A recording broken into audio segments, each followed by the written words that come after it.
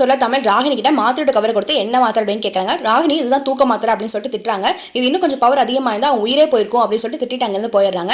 அதுக்கப்புறம் தமிழுக்கு கண்டிப்பாக கீதா மேலே டவுட் வந்தது. சரஸ்வதிக்கு கீதா மேலே டவுட் வருது. அவங்க எங்க நமக்காக இப்படிலாம் பண்றாங்க, நாம என்ன அவங்களுக்கு எதிரியா சொல்லி பேசிட்டு இருக்காங்க. அப்ப தமிழ் சொல்றாங்க, இல்ல இதுக்கு பதில் நீ தான் சொல்லணும் அப்படிங்கிறாங்க. நான் என்ன சொல்லணும் அப்படிங்கும்போது, நீ சொல்லு, நீ யார்கிட்ட சபதம் போட்ட, அதனால இவ்வளவு நடந்திருக்கு, இப்போ நீ சொல்லு அப்படிங்கிறாங்க. அதான் எக்ஸாம்லாம் முடிஞ்சிச்சுல, நீ சொல்லி இப்பயே சொல்லு, கண்டிப்பா நீ பாஸ் ஆயிடுவ, ஆனால் நீ யார்கிட்ட சபதம் போட்டே சொல்லு அப்படிங்கிறாங்க.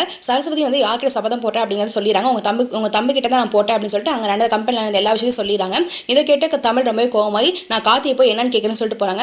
ஆனால் வந்து சரஸ்வதி என்ன சொல்லிடுறாங்க, நீங்க கார்த்திகிட்ட எதுவுமே கேட்கக்கூடாது, இது ஏன் மேலே சத்தியம் சொல்லிட்டு சத்தியம் வாங்கிறாங்க. நானே கோவப்படல, நம்ம வந்து இதுக்கான பதிலடி நம்ம ஜெயிச்சு காட்டணும், நான் கண்டிப்பாக எக்ஸாம் கிளியர் பண்ணிடுவேன், நீங்க கவலைப்படாதீங்க, நம்ம வந்து பதிலடி இந்த மாதிரி தான் காட்டணும், நம்ம போய் சண்டை போறாலும் ஒன்றும் ஆக போறதில்ல அப்படிங்கிறாங்க. சரி, நான் வந்து கார்த்திகிட்ட சண்டை போட மாட்டேன், ஆனால் இதுக்கெல்லாம் காரணம் யார் தெரியுமா, அந்த சந்திரகலா தான். நீ கார்த்திகிட்ட சம்பந்தம் போட்ட விஷயம் எப்படி அந்த சந்திரகலா தெரிஞ்சிருக்கு, அதனால தான் அவங்க இத்தனை பண்ணியிருக்காங்க, அவங்க நான் சும்மா விட போறேன்னு சொல்லிட்டு தமிழ் அங்கிருந்து கோவமா கிளம்பி போறாங்க. அடுத்த சீன்ல கரெக்டாக சந்திரகலா வீட்டை தான் காட்டுறாங்க. சந்திரகலா வீட்டுக்கு கீதா வராங்க. கீதா வந்தோடனே என்ன சொல்றாங்கன்னா, எதுக்குமா என்ன கூப்பிட்டீங்க, எனக்கு தெரியும் நான் பண்ண வேலைக்கு நீங்க பரிசு கொடுக்க தானே கூப்பிட்டீங்க அப்படின்னு சொல்லிட்டு, குடுங்கம்மா நீங்க என்ன கொடுத்தாலும் நான் வாங்கிக்கிறேன் அப்படின்னு சொல்லிட்டு கை நீட்டிட்டு இருக்காங்க. அப்ப கீதாவுக்கு பலார்னு ஒரு அற விடுறாங்க சந்திரகலா. நீ என்ன பண்ணிக்கலச்சா, நீ ஒண்ணுமே செய்யல அப்படின்னு திட்டுறாங்க.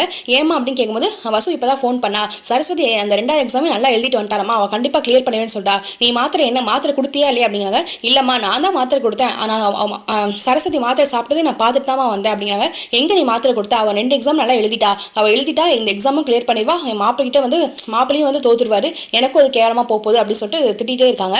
அப்போ கரெக்டாக அங்கே யார் வராங்கன்னா தமிழ் வராங்க. தமிழ் வந்துட்டு நான் நினச்சேன், இங்கே வரும்போது கூட 95% நீங்கள் தான் நினச்சேன், ஆனால் இங்கே வந்ததுக்கப்புறம் நீங்கள் பேசுனதா நான் கேட்டுட்டேன், இதுக்கு முழுக்க நீங்கள் தான் காரணம் அப்படின்னு சொல்லிட்டு தமிழ் அப்படி சொல்லிட்டே உள்ள வராரு.